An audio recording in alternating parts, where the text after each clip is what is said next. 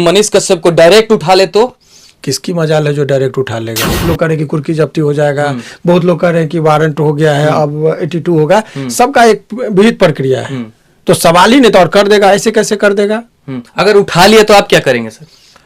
अब वो तो बस की धारा जो जिसके अंतर्गत इनके ऊपर FIR हुआ है, वो धारा जो लगा है IPC की, वो 468, 471, 505, 153 का A और B वो भी है, 120 B ये IPC का है। इसके अलावा IT एक्ट के तहत भी इन पर मुकदमा दर्ज किया गया। सवाल है आपसे कि तेजस्वी यादव क्या FIR करवा सकते हैं किसी पर्टिकुलर आदमी? नहीं, सरकार के पास विभागों का बंटवारा है और गृह विभाग अभी इनके पास नहीं है। लॉजिकली आप जो है या लीगली आप you can not say that कि वो तेजस्वी यादव ने करवाया है, ये कहना गलत है। बिहार पुलिस कह रहा है कि मनीष कश्यप फरार है, तो फरार तब कर सकते हैं जब 82 का नोटिस उसके घर पर चिपकेगा, 30 दिन का वक्त दिया जाएगा। वो यदि सरेंडर नहीं करते हैं और वो डायरेक्ट नहीं निकलता है, उसके लिए पहले वारंट लेना होगा और वारंट का एक रीजनेबल टाइम बीत जाने के बाद फिर 82 का प्रेयर करेंगे। 82 के बाद उनको 30 दिन का वक्त दिया जाएगा। वो सरेंडर नहीं करेंगे तब वो प्रोक्लेम्ड जो है, सो आप ये कह सकते हैं कि वो एब्सकॉन्डर उसको डिक्लेयर किया जाता है। तो अभी वो फरार शब्द जो है लीगली उचित अभी की परिस्थिति में। दोस्तों, जब से बिहार में मनीष कश्यप के ऊपर FIR हुआ है तब से राजनीतिक गलियारों में भूचाल आ गया है। जी हां, बता दें आपको, मनीष कश्यप पे FIR होते ही बिहार के सभी लोग जो हैं आंदोलन करने पे उतर गए हैं। लेकिन बिहार के लोगों को यह तक नहीं पता है कि मनीष कश्यप पे जो FIR हुआ है वो क्या क्या धारा लगा है उन पे। ये लोगों को नहीं पता है कि कितने साल तक उनको जेल हो सकता है। तो ये सभी चीजों पे मैं बात करूंगा। बिहार के 26 पत्रकारों पे FIR हुआ है। सब चीजों को इस वीडियो में रखने वाला हूं, पूरे डिटेल वीडियो को आप देखिएगा जरूर। इस सभी चीजों को लेकर बात करने के लिए बिहार के एक प्रसिद्ध वकील शिवनंदन भारती जी हमारे साथ मौजूद हैं। इनसे मैं बातें करूंगा। सबसे पहले स्वागत है आपका। जी बहुत बहुत शुक्रिया आपका। जी, आपने भी देखा होगा कि जब से मनीष कश्यप पे FIR हुआ है राजनीतिक गलियारों में भूचाल आ गया है। सारे बिहार के लोग ये सोच रहे हैं कि क्या क्या धारा लगा है, कितना साल तक उनको जेल हो सकता है। ये सभी चीजों में लोग कंफ्यूजन है, जेल होगा भी कि नहीं होगा। तो इसी चीज को लेकर हम चाहते हैं थोड़ा सा बताइए दर्शकों को। मैं सबसे पहले ये बता दूं कि ये जो मुख्य धारा जो जिसके अंतर्गत इनके ऊपर FIR हुआ है, वो धारा जो लगा है IPC की, वो 468, 471, 505, 153 का A और B वो भी है, 120 B ये IPC का है। इसके अलावा IT एक्ट के तहत भी इन पर मुकदमा दर्ज किया गया है। इसमें अधिकतम सजा का जो प्रावधान है, बहुत सारे सेक्शन में जो है सो अवेलेबल है, उसमें बहुत ज़्यादा बात भी नहीं है, परंतु वो 468 में अप टू 7 ईयर्स का पनिशमेंट है। 468 जो धारा लगता है किस चीज के लिए, भड़काने के लिए लगता है? देखिए 468 का जब जिक्र करेंगे आप, तो जब कोई फॉल्स डॉक्यूमेंट्स बनाकर उसका इस्तेमाल करते हैं तो उस परिस्थिति में वो जो है सो वो धारा को लगाया जाता है। तो ये स्पष्ट है, forgery for the purpose of harming the reputation. यदि आप किसी का एक फॉल्स डॉक्यूमेंट्स या करके किसी के रेपुटेशन वगैरह को, इसमें चीटिंग का मतलब जो मेन बेसिक चीज जो है, मतलब गलत video for the purpose of cheating.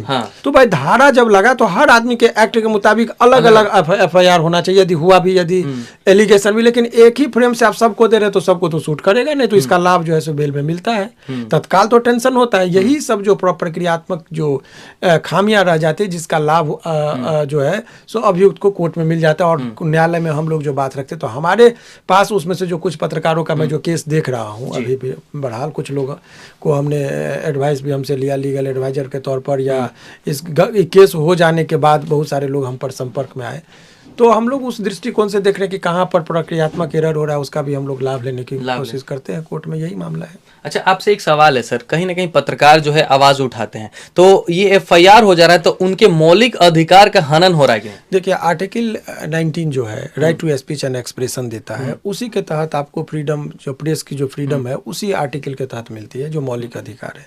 लेकिन जब मौलिक अधिकार की बात करेंगे तो मौलिक अधिकार में एक रीजनेबल रिस्ट्रिक्शन भी एक है कि उचित रोध भी है, आप बोलिए, सब कुछ बोलने की आज़ादी है, लेकिन दूसरे कुछ उस पर कुछ रीजनेबल रिस्ट्रिक्शन है कि क्या नहीं बोलना है, धार्मिक उन्माद पैदा हो जाए, अराजकता की स्थिति आ जाए, देश की एकता और अखंडता खत्म होने लगे, दो राष्ट्र माने स्टेट माने कंट्री के बीच में इनिमिटी को डेवलप करने वाले बयान इत्यादि नहीं देना चाहिए, ये रीजनेबल रिस्ट्रिक्शन है।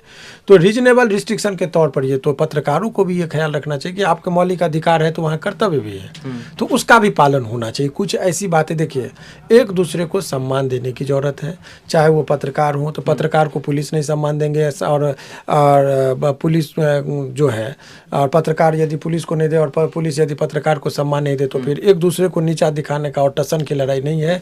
देश की एकता और अखंडता में सभी लोगों का अहम भूमिका है।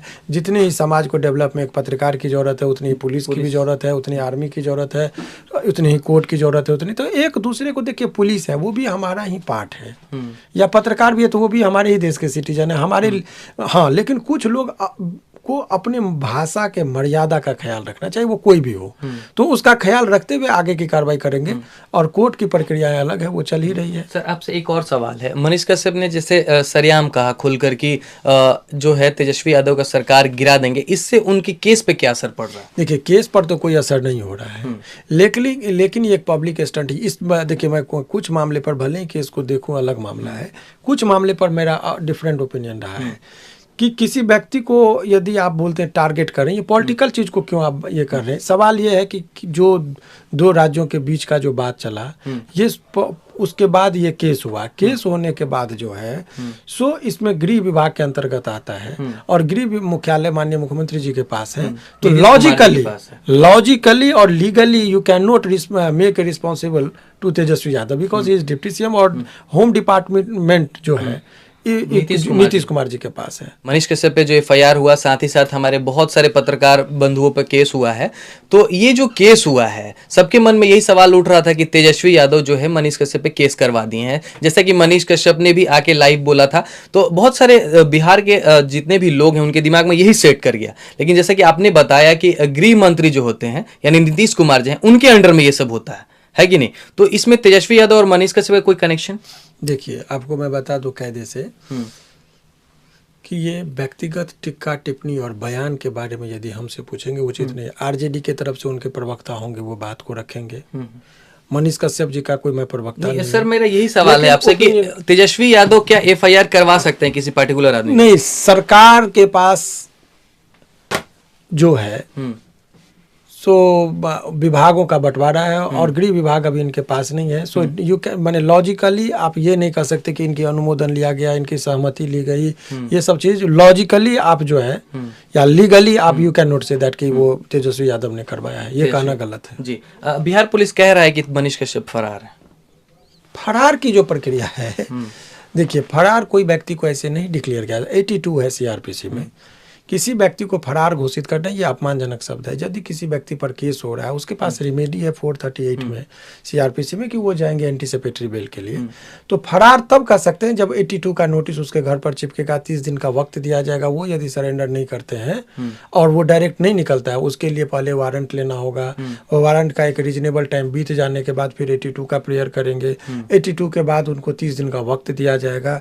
वो सरेंडर नहीं करेंगे तब वो प्रोक्लेम्ड जो है, सो आप ये कह सकते हैं कि वो एब्सकॉन्डर उसको डिक्लेयर किया जाता है। तो अभी वो फरार शब्द जो है लीगली उचित अभी की परिस्थिति में, अभी की परिस्थिति से उचित नहीं। आपसे एक और सवाल है, अगर पत्रकारों को डराने के लिए मनीष कश्यप को डायरेक्ट उठा ले तो? किसकी मजाल है जो डायरेक्ट उठा लेगा? ये सवाल ही नहीं होता है। कानून से ऊपर कोई नहीं है। यदि कानून से ऊपर की कोई बात करता है तो वो गलत है। सभी चीज के लिए एक प्रक्रियात्मक, डायरेक्ट नहीं है। डायरेक्ट किसी के घर को नहीं तोड़ सकता है। बहुत लोग कह रहे हैं कि कुर्की जब्ती हो जाएगा, बहुत लोग कह रहे हैं कि वारंट हो गया है, अब 82 होगा। सबका एक विहित प्रक्रिया है, तो सवाल ही नहीं तो और कर देगा, ऐसे कैसे कर देगा? अगर उठा लिया तो आप क्या करेंगे सर? अब वो तो वक्त ही बताएगा। और हम तो ऐसा थोड़े, उसके लिए कानूनी प्रक्रिया है। आपको देखते होंगे अनेकों केस में एसपी साहब को कोर्ट में बुलाया जाता है, सदैव उपस्थित होना पड़ता है। डीजीपी साहब को कई बार आना पड़ता है। तो कोर्ट और न्यायालय से बढ़ के कोई नहीं है। फिर हमारे पास तो विकल्प ही यही होता है। तो यदि कहीं पर एरर होगा, कानूनी प्रक्रियाओं का ख्याल नहीं रखा जाएगा, तो उसके लिए न्यायालय है, न्यायालय का ही दरवाजा खटखटाएंगे आप। जी। इसीलिए आप ये चीज कहना कि डायरेक्ट उठा लेगा, ये सब चीज वो एक तरह से उचित नहीं है कहना। जी। अब पत्रकारों का केस आपके पास आया है, उन लोगों एक पत्रकार को जेल भी हो गया है। जो पत्रकारों का केस मेरे पास आया उसमें देखिएगा किसी की गिरफ्तार नहीं, उतना हमारे पास मटेरियल है, क्योंकि हम वो कोर्ट में साबित कर देंगे कि किस तरीके से हमारा क्लाइंट निर्दोष है, किस तरीके से। तो उसको हमारे पास जो लोग आए हैं, मैं आपको डिस्क्लोज मैं 2 दिन बाद कर दूंगा, क्योंकि हमारा पिटीशन अभी सारा चीज रेडी हो चुका है। तब हम बताएंगे कि इसमें से बहुत लोगों को जो है, हाँ कुछ लोग का एक्टिविटी यदि संलिप्तता है, उन्होंने कुछ इस तरह का आपत्तिजनक किया है, तो उनके बारे में तो नहीं बता सकता, लेकिन कुछ लोग जो जितने लोग निर्दोष जो मेरे संपर्क में है, मैंने केस को देखा है, उन लोगों को जेल घबराने की जरूरत नहीं, वो सभी लोग बचेंगे, जेल कभी नहीं जाएंगे। चलिए बहुत अच्छी बात है, सर ने टाइम दिया और आपको मैंने इस वीडियो में बताया कि जितने भी पत्रकारों पे केस हो रहा है उसके बारे में सर क्या राय दिए, क्या क्या धारा लगा है उसके बारे में मैंने आपको बताया। मनीष कश्यप को डायरेक्ट जेल होगा नहीं होगा, उठाएगा पुलिस नहीं होगा, ये सारा चीज मैंने इस वीडियो में आपको कवर करके बताया। तो वीडियो आपको कैसा लगा कमेंट में जाके फटाफट से बता दीजिए। तब तक के लिए आपका बहुत बहुत धन्यवाद। जय हिंद, जय भारत।